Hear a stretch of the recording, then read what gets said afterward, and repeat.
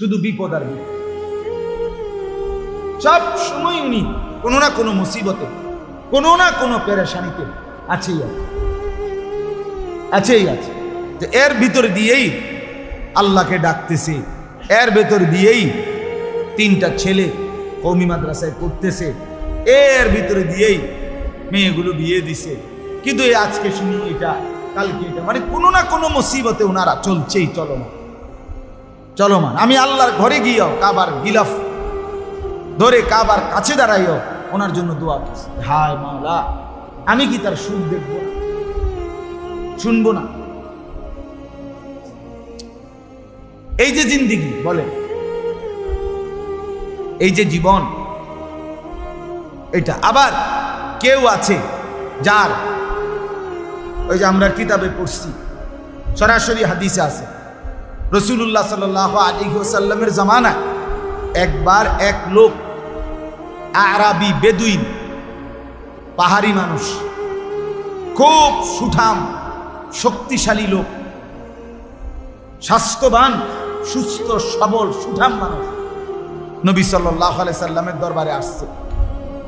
আল্লাহ নবী সাল্লাল্লাহু আলাইহি সাল্লাম কোনো কথার প্রসঙ্গে জিজ্ঞেস করছে, তোমার কি কখনো কোনোদিন জ্বর হয়েছে? হুম্মা। সে বলছে জ্বর কি জিনিস, জ্বর কিভাবে হয়? তার মানে সে জ্বর কখনো দেখে না। নবী সাল্লাল্লাহু আলাইহি সাল্লাম বলছে তোমার কি কখনো সুদা, মাথা ব্যথা হয়েছে? সে বলছে মাথা ব্যথা কিভাবে হয়, মানে মাথা ব্যথা কেমনে হয় সেটা জানে না। আল্লাহ নবী সাল্লাল্লাহু আলাইহি সাল্লাম বলছে তোমার কি কোনোদিন পেটে ব্যথা হয়েছে? পেট ব্যথা হয় কিভাবে, কেন হয় সে জানে না। অর্থাৎ কোন রোগ কোনদিনও তার নাম। আল্লাহ নবী সাল্লাল্লাহু আলাইহি সাল্লাম লোকটা চলে যাওয়ার পরে নবী সাল্লাল্লাহু আলাইহি সাল্লাম বললেন, যদি এই মুহূর্তে জাহান্নামী দেখতে মন চায় তো এরে দেখো।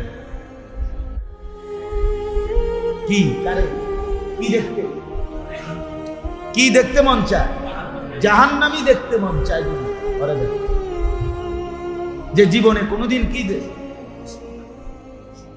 একে তো বেঈমান, দ্বিতীয়ত দুঃখ বলতে কিছু দেখেনি। 40 বছর ফেরাউনের কোনোদিন কোনো সর্দি কাশি জ্বর মাথা ব্যথা একটা হাসি কাশিও ফেরাউন দেয় না। 40 বছর ফেরাউন, এই 40 বছর একটানা সম্পূর্ণ রোগ মুক্ত থাকার কারণেই ফেরাউন বলছে, ভাবছে কি রে, আমি তো মানুষ না, আমি তো খোদা। فقال انا ربكم الاعلى। আল্লাহ বলেন, ফেরাউন এবার বলে উঠল, মিশরবাসী আমি তোমাদের সবচেয়ে বড় খোদা। ফাআখাযাহুল্লাহ। আল্লাহ বলে সাথে সাথে আমি আল্লাহ বেঈমানকে ধরে ফেললাম। কইলিটা কি? নাকালাল আখিরাতি ওয়াল উলা। আজকের এই শেষ অপরাধ মানে রব দাবি করা আর আগের যতগুলো পাপ সবগুলো মিলিয়ে আমি আল্লাহ একসাথে শাস্তি দিয়ে ধ্বংস করে দিলাম।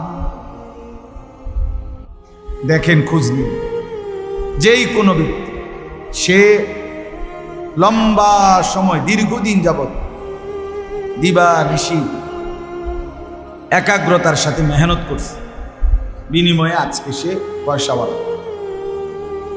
পয়সাওয়ালা।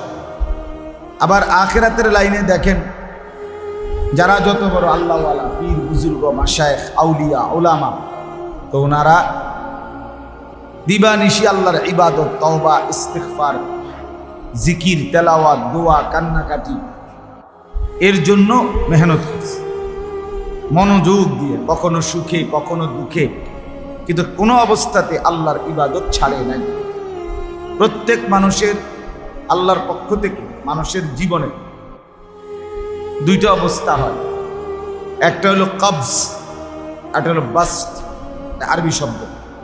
অর্থাৎ কখনো কখনো আল্লাহ তাআলা বান্দার দিল সংকুচিত করে দেয়, এজন্য তখন বিষণ্ণ ভাব লাগে, অস্থিরতা লাগে, আবার কখনো কখনো বান্দার অন্তর আল্লাহ তাআলা প্রফুল্ল বানায় দেয়, প্রসার করে দেয়, তখন খুব হাসি খুশি, খুব জজবা, খুব করবে, এরকম একটা স্পিরিট থাকে।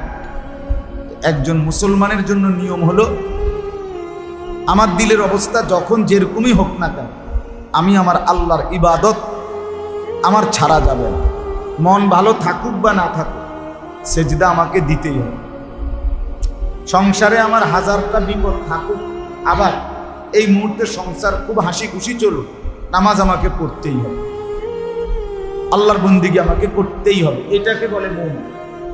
এটা ইখলাস, এটা নিষ্ঠা, এটা একাগ্রতা, এটা মনোযোগ, এটা ধারাবাহিকতা। এটা দুনিয়ার লাইনেও মানুষকে সফল বানায়, আখিরাতের লাইনেও মানুষকে সফল বানায়। আমরা ছোটবেলায় ওস্তাদদের মুখে শুনছি, ফামান তালাবাল উলা সাহারাল লায়ালি, যে উচ্চে উঠতে চায়, বড় হতে চায়, তাকে বহু রাত জেগে থাকতে হবে, বিনিদ্র রাত তাকে জাগতে হবে। তার মানে ধারাবাহিক বহুদিন মেহনত করতে। আমার এই ছোট্ট জীবনে আমার মনে আছে, এগুলো বললে এখন আর সারা রাত লাগবে। আমি 2005 সাল থেকে কম বেশি আল্লাহর কথা বলার আল্লাহ তৌফিক দিছেন। তা আজকে 2024 সাল, কথা বুঝছেন, প্রায় 19 বছর। এই 19-20 বছরের ভিতরে কত সুখ, কত দুঃখ, কত প্রাপ্তি অপ্রাপ্তি, আনন্দ বেদনা জমা আছে, এগুলো বললে সারা রাত লাগবে। বুঝলেন? পায়ে হাইটা, সাইকেল দিয়ে, রিক্সা দিয়া, বেবি ট্যাক্সি দিয়া, সিএনজি দিয়ে, মোটরসাইকেল দিয়া, প্রাইভেট কারে, সব রকম বাহনেই ওয়াজ মাহফিলে গেছি, কষ্ট করছি, আইসি গেছি, 2.5 ঘন্টা 3 ঘন্টা হাইটা মাহফিলে গেছি, 3 ঘন্টা 3.5 ঘন্টা বয়ান করছি, আবার 2.5 ঘন্টা 3 ঘন্টা এই ঠান্ডা কুয়াশার মধ্যে রাতে হাইটা আসছে। অনেক দিন, একদিন জীবনে এটা কমপক্ষে 3-4 বছর হবে রিক্সাত করে মাহফিলে গেছি, আসছি। ঠান্ডা, এখন না গরম সিজন। আমাদের দেশের মূল মাহফিলগুলো তো হয় শীত সিজন। কনকনে ঠান্ডার ভিতরে রিক্সা টান দিলে রাত্রিবেলা নিঝুম ঠান্ডা, কি পরিমাণ ঠান্ডায় কষ্ট পাইছে, কিন্তু আল্লাহর কথা ধারাবাহিক বলার চেষ্টা করছে। শ্রোতা আছে না নাই, আসরের পরে না মাগরিবের পরে, না প্রধান বক্তা না বিশেষ বক্তা, কিছুই খুঁজি নাই, কিছুই মনে করি না।